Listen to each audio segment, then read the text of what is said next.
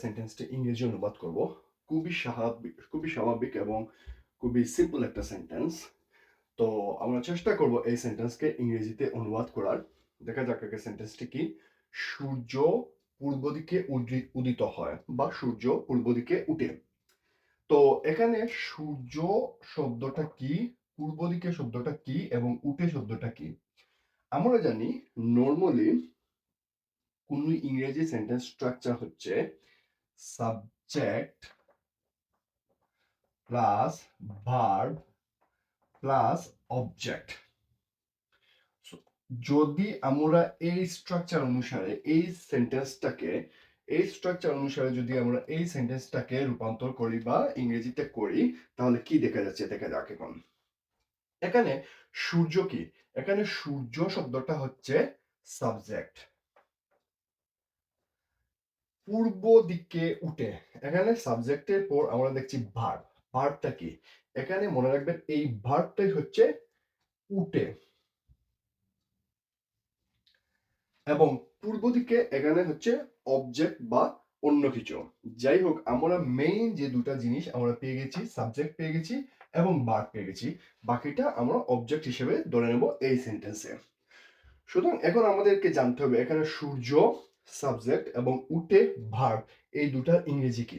আমরা জানি সূর্য শব্দের ইংরেজি হচ্ছে দি সান, অথবা আমরা বলতে পারি শুধু সান।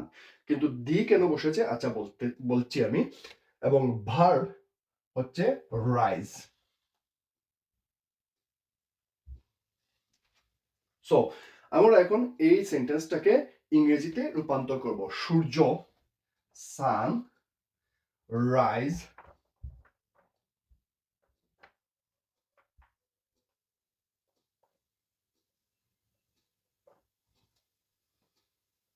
পূর্ব দিকে ইংলিশ হচ্ছে ইস্ট, EAST ইস্ট।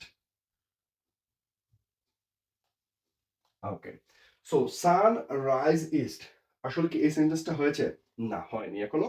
দেখেন, সান শব্দটা হচ্ছে একক, পৃথিবীর মধ্যে একক। যখন কোনো বস্তু সাধারণত ভাবে একক হয়ে থাকে বা একটি হয়ে থাকে, তখন তার আগে দি শব্দ বসে, আর্টিকেল দি বসে।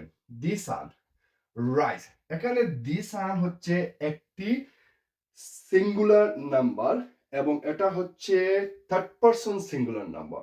থার্ড পারসন সিঙ্গুলার নাম্বার, যদি থার্ড পারসন সিঙ্গুলার নাম্বার হয় এবং ওই সেন্টেন্সটি প্রেজেন্ট ইনডিফিনিট হয়, তাহলে মেইন ভার্বের সাথে এস অথবা ইএস যুক্ত হবে।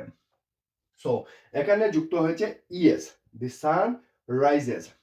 এখন আসা যাক, আবার আমি আগেই বলেছি এখানে যদি একক বস্তু হয়ে থাকে তাহলে তার আগে দি বসে, তাহলে ইস্ট এর আগে দি বসবে, কারণ ইস্ট একটাই, পৃথিবীতে ইস্ট একটি। সো দি ইস্ট, দি সান রাইজেস দি ইস্ট। এখনো বাকি রয়ে গেছে, এখানে একটি ইন বসে। ইনটা হচ্ছে প্রিপোজিশন, কোন দিকের পূর্বে ইন বসে। So the sun rises in the east. পূর্ণ বাক্যটা হচ্ছে সূর্য পূর্ব দিকে উঠে, the sun rises in the east.